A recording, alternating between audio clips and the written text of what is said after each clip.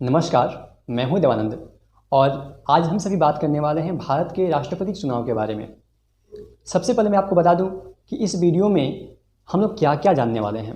भारत के राष्ट्रपति की संवैधानिक स्थिति क्या है, राष्ट्रपति बनने के लिए उम्मीदवारों की योग्यता क्या होनी चाहिए, राष्ट्रपति के निर्वाचन मंडल में कौन कौन से लोग शामिल होते हैं तथा राष्ट्रपति की निर्वाचन विधि क्या है, और साथ ही हम लोग समझेंगे कि जो MP और MLA होते हैं उनके वोट वैल्यू क्या होता है। जो राष्ट्रपति के जीतने के लिए कोटा निर्धारित किया जाता है तो वह कोटा क्या होता है।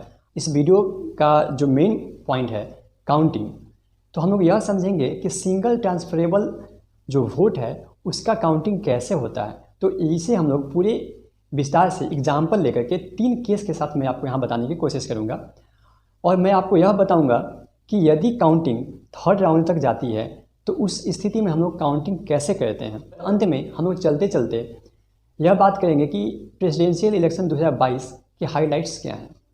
तो सबसे पहले हम लोग बात कर लेते हैं भारत में राष्ट्रपति के संवैधानिक स्थिति क्या है। हमारे संविधान के भाग 5 में संघ का वर्णन किया गया है और उसी संघ के तहत कार्यपालिका के तहत हमारे राष्ट्रपति का वर्णन किया गया है, जिसके लिए अनुच्छेद 52 से लेकर 73 तक जो अनुच्छेद है वह राष्ट्रपति से संबंधित है। आपको बता दें कि जो राष्ट्रपति होता है, भारत का राष्ट्रपति, वह भारत के प्रथम नागरिक होते हैं और साथ ही साथ यह हेड ऑफ स्टेट अर्थात यह संवैधानिक प्रमुख भी होते हैं। संघ की सारी कार्यपालिका जो शक्ति होती है राष्ट्रपति के हाथों में ही निहित होती है। वो अलग बात है कि वह अपने प्रधानमंत्री और मंत्रिपरिषद की सलाह से उसे संपादित करते हैं। भारतीय संविधान का जो आर्टिकल 52 है वह यह बताता है कि भारत के लिए एक राष्ट्रपति होना चाहिए। 54 वह बताता है कि राष्ट्रपति के चुनाव के लिए जो निर्वाचन मंडल होते हैं उनमें कौन कौन लोग मतदान करने के लिए शामिल होते हैं। आर्टिकल 55 जो है वह निर्वाचन की विधि को बताता है। आर्टिकल जो 56 है वह यह बताता है कि राष्ट्रपति शपथ ग्रहण करने के 5 वर्षों तक वह भारत का राष्ट्रपति रहेगा। आर्टिकल 57 का वर्णन करते हुए यह बताया गया है कि राष्ट्रपति का पुनः निर्वाचन कितनी बार भी किया जा सकता है। आर्टिकल 58 में योग्यता की बात कही गई है। आर्टिकल 62 वह यह बताता है कि कार्यकाल जो राष्ट्रपति का 5 वर्ष का कार्यकाल है वह कार्यकाल पूरा होने से पहले ही अगले राष्ट्रपति का चुनाव संपादित हो जाना चाहिए। और साथ में आर्टिकल 71 यह वर्णन करता है कि राष्ट्रपति के चुनाव से संबंधित कोई भी विवाद हो तो उसका वर्णन आर्टिकल 71 में किया गया है।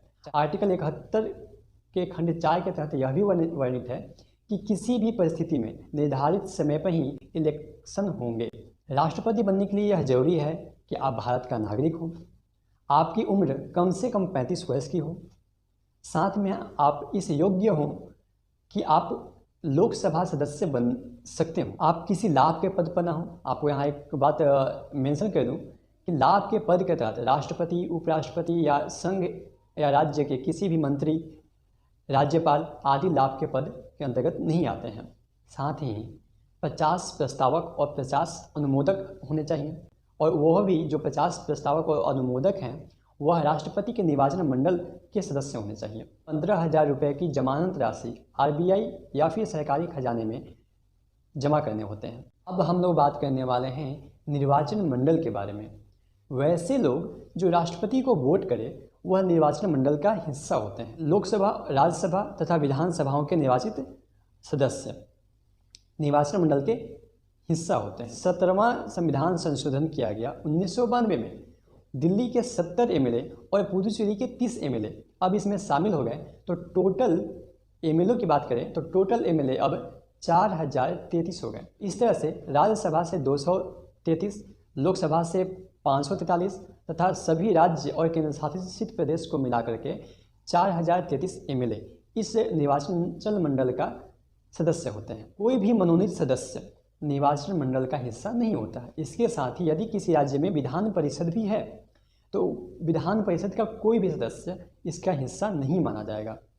अब हम बात करते हैं कि निर्वाचन की विधि क्या है। भारतीय राष्ट्रपति का जो चुनाव होता है वह अप्रत्यक्ष रूप से होता है, अर्थात कि इसमें कोई भी जनता, कोई भी आम नागरिक इसमें सीधे रूप से हिस्सा नहीं लेता है। इसके बाद बात करें तो अनुपातिक प्रतिनिधित्व वाली यह सिस्टम है। यह एकल संक्रमणीय मत पद्धति है।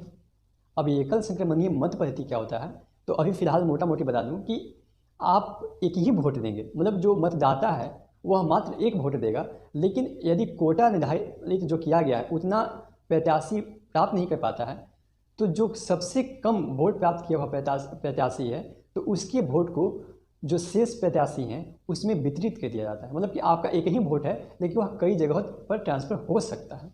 फिर यह एक गुप्त प्रणाली है और ऐसी स्थिति होने के कारण ही राष्ट्रपति के चुनाव में कोई भी पार्टी अपने सदस्य के खिलाफ व्हिप जारी नहीं कर सकता। व्हिप एक ऐसा सिस्टम होता है कि आपको अपने पार्टी के कही हुई बातों को मानना होता है, वह जिससे कहे उसे वोट करना होता है, लेकिन यह एक गुप्त प्रणाली है, इसलिए यहाँ पर राष्ट्रपति के चुनाव में व्हिप जारी नहीं किए जा सकते हैं।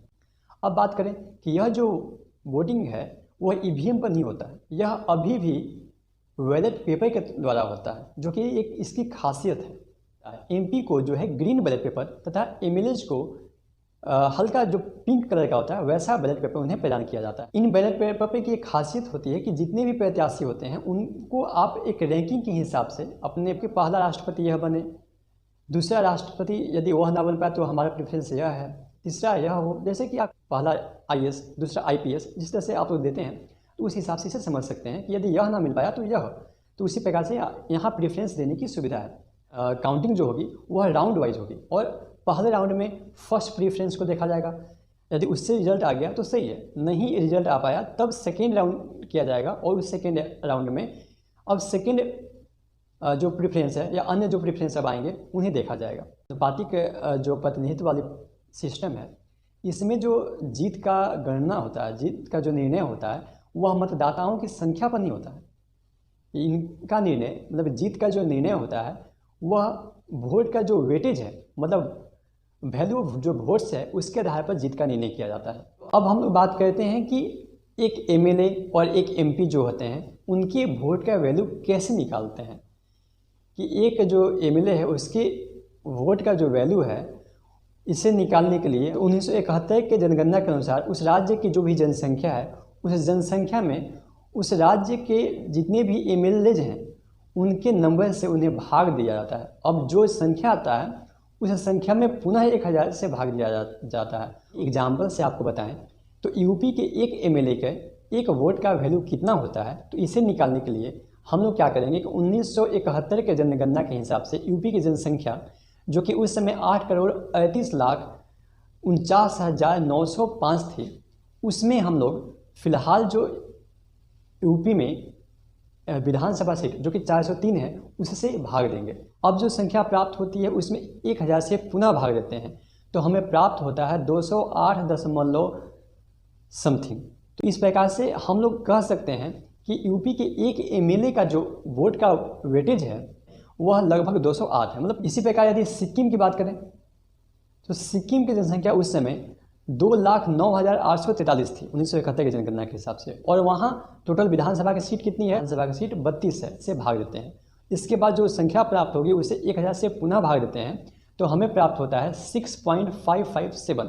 और अगर इसका राउंड फिगर लें तो हमें लगभग 7 प्राप्त होगा। इस तरह से हम लोग कह सकते हैं कि यूपी के एक एमएलए के वोट का वैल्यू 208 है, अर्थात कि एक जो विधायक है वह 208 लोगों को रिप्रेजेंट करता है। उसी प्रकार सिक्किम में एक विधायक 7 लोगों को ही मात्र रिप्रेजेंट करता है। अब हम लोग बात करेंगे कि एक एमपी का वोट वैल्यू कैसे निकालते हैं। कि सभी राज्यों के जो जितने भी एमएलए हैं तो सभी एमएलए का टोटल वोट वैल्यू कितना है उसे हम लोग जितने भी निवासित एमपीज हैं उससे भाग देते हैं। 4033 एमएलए का वोट वैल्यू यदि निकालते हैं तो उनका सम हमें प्राप्त होता है 5.43 लाख। और जैसे कि मैंने आपको बताया कि फ़िलहाल में राज्यसभा से 233 और लोकसभा से 543 दोनों को यदि मिला दें तो 776 जो है हमारे एमपी हैं। तो 5.43 लाख में 776 एमपी से भाग देते हैं तो हमें लगभग 699.742 प्राप्त होता है।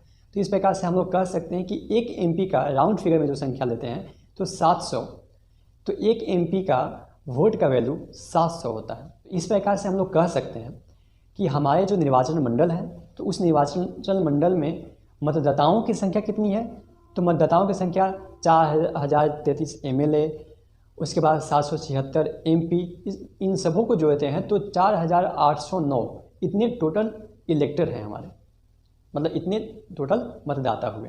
अब हम लोग बात करेंगे कि कोटा का निर्धारण कैसे होता है। तो कोटा का निर्धारण करने के लिए भी एक फॉर्मूला दिया गया है। भारत के राष्ट्रपति के संदर्भ में हम लोग बात करें, टोटल वैलिड वोट में 2 से भाग देने पर जो प्राप्त होता है उसमें 1 जोड़ दिया जाए, तो यह जो संख्या प्राप्त होगी वह ही आपका क्या कहलाएगा, कोटा कहलाएगा।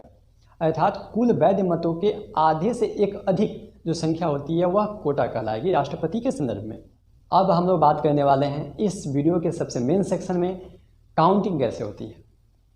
तो इसके लिए मैं आपको 3 केस लेकर के बताऊंगा कि यह काउंटिंग कैसे की जाती है। तो हम लोग मानते हैं कि टोटल हमारे वोट्स 1000 हैं और इसमें से 100 अवैध हो गए, तो हमारे पास वैलिड वोट्स 900, मतलब कि 900 वैलिड वोट्स प्राप्त होते हैं। मतलब कि कोटा कितना होगा, तो 900 में 2 से भाग देते हैं और प्लस 1, तो इस प्रकार से हमें कितना प्राप्त होता है, 451।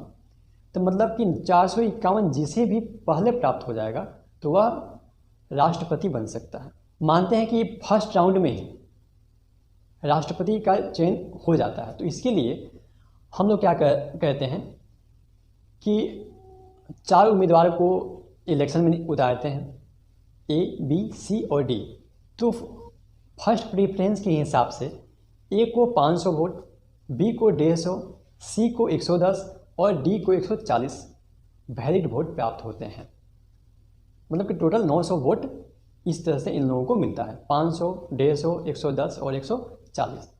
तो यहाँ हम लोग देख रहे हैं कि हमें कोटा 451 ही चाहिए, लेकिन A को 500 प्राप्त हो गया, तो हम लोग कह सकते हैं कि A इसमें राष्ट्रपति के रूप में नामित किया जा सकता है। यदि केस दूसरा लेते हैं जिसमें 2 राउंड हो और हमारे दूसरे राउंड में हमारे उम्मीदवार जीत कर आए, तो इसके लिए हम लोग क्या करते हैं, तो हम लोग 4 उम्मीदवार A, B, C और D उतारते हैं और इसमें हम लोग फर्स्ट प्रेफरेंस के तहत मानते हैं कि A को 100 वोट, B को 200, C को 160 और D को 440 वोट प्राप्त होते हैं।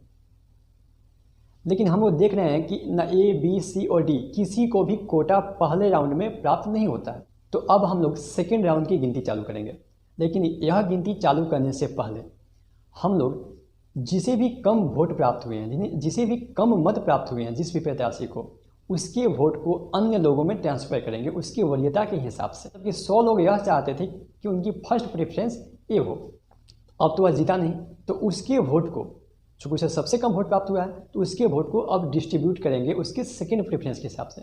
तो अब मानते हैं कि उन 100 में से 40 वोट ऐसे हैं जिसमें सेकेंड प्रेफरेंस बी को दिया गया है, 40 और ऐसे वोट्स हैं जिसमें सेकेंड प्रेफरेंस सी को दिया गया है, तथा 20 जो वोट हैं बच गए उसमें सेकेंड प्रेफरेंस डी को दिया गया है। बी, सी, डी और जो बचे तो उनमें हम लोग डिस्ट्रीब्यूट करेंगे। डी में जैसे पहले था 440 था और ए के जो वोट प्राप्त हुए थे उसमें से 20 ऐसे लोग थे जो सेकेंड प्रेफरेंस में डी को चुने थे, तो वह जो 20 है इस डी में जोड़ देते हैं, तो हमें 460 प्राप्त हो जाता है और यहीं पर हमारा विनर प्राप्त हो जाता है और डी को विजेता घोषित कर दिया जाता है, क्योंकि हमारा कोटा 451 था और डी को 460 प्राप्त हो चुके हैं। तीसरा केस लेते हैं। मान लेते हैं कि न फर्स्ट राउंड में नतीजा निकल पाया न सेकेंड में निकल पाया, तो हमें थर्ड राउंड करवानी होगी। तो इसके लिए हम लोग मैदान में 4 प्रत्याशी उतारते हैं, ए, बी, सी और डी। मान लेते हैं कि ए को 350 वोट पहले प्रेफरेंस में प्राप्त होता है, बी को 100 वोट, सी को 400 और डी को मात्र 50 वोट मिलते हैं। तो इस प्रकार से हम लोग देखते हैं कि फर्स्ट राउंड की गिनती यदि की जाए तो किसी को भी कोटा जो कि 451 है प्राप्त नहीं हो रहा है। तो अब तो यह निश्चित हो गया कि फर्स्ट राउंड में नतीजा नहीं निकल पाया, तो हमें सेकेंड राउंड की काउंटिंग करनी होगी। तो सेकेंड राउंड की काउंटिंग करने से पहले जो सबसे मिनिमम जो वोट प्राप्त हुए हैं डी को, जो कि मात्र 50 प्राप्त हुए हैं, उसके वोट को हम लोग ट्रांसफ़र करेंगे उसके वरीयता के हिसाब से। यदि डी राष्ट्रपति नहीं बन पाया तो ऐसे 15 लोग थे जो चाहते थे कि डी नहीं बन पाएगा यदि राष्ट्रपति, तो उनका सेकेंड प्रेफरेंस ए था। 20 ऐसे लोग थे जिनका सेकेंड प्रेफरेंस बी था और 15 ऐसे लोग थे जो चाहते थे कि उनका सेकेंड प्रेफरेंस सी होगा। तो डी अब जीत नहीं पाया, तो इनके वोट को हम लोग अब ए, बी, सी में ट्रांसफ़र करेंगे। देखिए अब देखते हैं कि 365, 120 और 415 अभी भी हमारे पास कोटा प्राप्त करने वाले कोई भी उम्मीदवार नहीं आया। तो फिर निश्चित बात है कि हमें थर्ड राउंड की काउंटिंग करनी होगी। तो थर्ड राउंड की काउंटिंग करने से पहले हम लोग फिर वही बात करेंगे कि जिससे इन तीनों में सबसे कम वोट प्राप्त हुआ है, अब उसका वोट ट्रांसफ़र करेंगे। तो सबसे कम वोट प्राप्त हुआ है बी को, जिसे ट्रांसफ़र होने के बाद 120 वोट प्राप्त हैं। तो 120 में 100 तो इसके फर्स्ट प्रेफरेंस वाले हैं, तो पहले हम लोग वहाँ बात कर लेते हैं। उन 100 में से 75 ऐसे लोग हैं जो चाहते हैं कि हमारा राष्ट्रपति यदि बी नहीं बन पाया तो हमारा राष्ट्रपति सेकेंड प्रेफरेंस के हिसाब से ए होना चाहिए। तो ऐसे 75 लोग हैं। बी राष्ट्रपति नहीं बन पाता है तो हमारा राष्ट्रपति सी होगा, ऐसे 20 लोग हैं। और ऐसे 5 लोग ऐसे भी हैं जो चाहते हैं कि हमारा राष्ट्रपति डी होगा सेकेंड प्रेफरेंस के हिसाब से। डी तो पहले ही नहीं जीत पाया पहले राउंड में, तो इस 5 के तो काम ही खत्म। लेकिन अभी भी यहाँ बात कर लेते हैं तो ए को 75 यहाँ प्राप्त हुआ और सी को 20 प्राप्त हुआ, जो कि उनके थर्ड राउंड में जुट जाएंगे। मतलब 365 में अभी 75 जुटा और सी जो कि 415 था उसमें 20 जो जुटा। देखिए अभी भी हम लोग देख रहे हैं कि जो बी को डी से ट्रांसफ़र हो के जो 20 वोट आए हैं सेकेंड राउंड में, जो कि उनका सेकेंड प्रेफरेंस बी था, तो उन लोगों का अब थर्ड प्रेफरेंस देखेंगे उन 20 लोगों का। तो उन 20 में से 16 ऐसे लोग हैं जिनका थर्ड प्रेफरेंस ए है। वह चाहते हैं कि यदि डी नहीं जीत पाया तो कोई बात नहीं, बी जीते, बी नहीं जीत पाया तो चाहते हैं कि वह ए जीते। ऐसे 16 लोग हैं। तो अब देखते हैं कि ए को 456 और सी को 439 वोट प्राप्त होता है, तो हम लोग कह सकते हैं कि ए को कोटा से अधिक मत प्राप्त हो गए हैं, अर्थात हमारा विजेता ए होगा। तो आई होप कि आप लोग समझ पा रहे होंगे और समझ गए होंगे कि यह वोट कैसे ट्रांसफ़र होता है। यदि आपको किसी प्रकार का कोई दिक्कत हो रही है तो आज पुनः वीडियो को रिपीट करके देख लें, और मुझे पूरा विश्वास है कि आपको इससे बहुत ही आसानी होगी। और आप जो डायग्राम में देख रहे हैं, इस डायग्राम से आपको ज़्यादा समझने में आसानी हो रही होगी। तो अब हम लोग बात करते हैं प्रेसिडेंशियल इलेक्शन ऑफ इंडिया 2022। तो 2022 में जो भी इलेक्शन होने वाले हैं राष्ट्रपति पद के लिए, तो यह हमारा 16वां राष्ट्रपति का चुनाव होने वाला है। मतलब कि जो चुनाव हो रही है उसका क्रम 16वां है राष्ट्रपति के लिए, लेकिन जो हमारे राष्ट्रपति चुन के आएंगे वह 15वां राष्ट्रपति होंगे। मतलब कि इस चुनाव से हमें अपना 15वां राष्ट्रपति व्यक्ति के रूप में प्राप्त होंगे। ऐसा क्यों हुआ?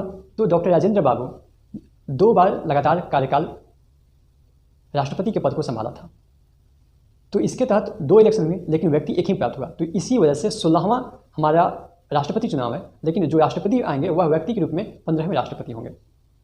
इसके लिए इलेक्शन कमीशन द्वारा शेड्यूल भी जारी कर दिया गया है, जो कि शेड्यूल आप बगल में देख सकते हैं। अब बात करते हैं कि इसमें जो मुख्य डेट है 18 जुलाई, तो 18 जुलाई को मतदान कराए जाएंगे और 21 जुलाई को इस मतदान के नतीजे सामने निकल के आ जाएगा, जिससे कि हमारे नए राष्ट्रपति हमें प्राप्त हो जाएंगे, हमारे नए महामहिम हमें प्राप्त हो जाएंगे और वह 25 जुलाई 2022 को शपथ ग्रहण करेंगे। अब आपको यह भी बता दें कि हम लोग 3 राउंड में काउंटिंग तो सीखें, लेकिन आज तक कभी भी 3 राउंड की काउंटिंग नहीं हुई है। मात्र 5वें राष्ट्रपति जो बीवी गिरी थे उनके चुनाव के लिए सेकेंड राउंड में हमें जाना पड़ा था। आज के लिए बस इतना ही। फिर मिलते हैं एक नए वीडियो में, लेकिन जाते जाते एक सवाल आपके सामने छोड़ कर जाते हैं। क्या यह संभव है कि कोई भी मुख्यमंत्री राष्ट्रपति के निर्वाचन मंडल का हिस्सा नहीं हो सकता है? कमेंट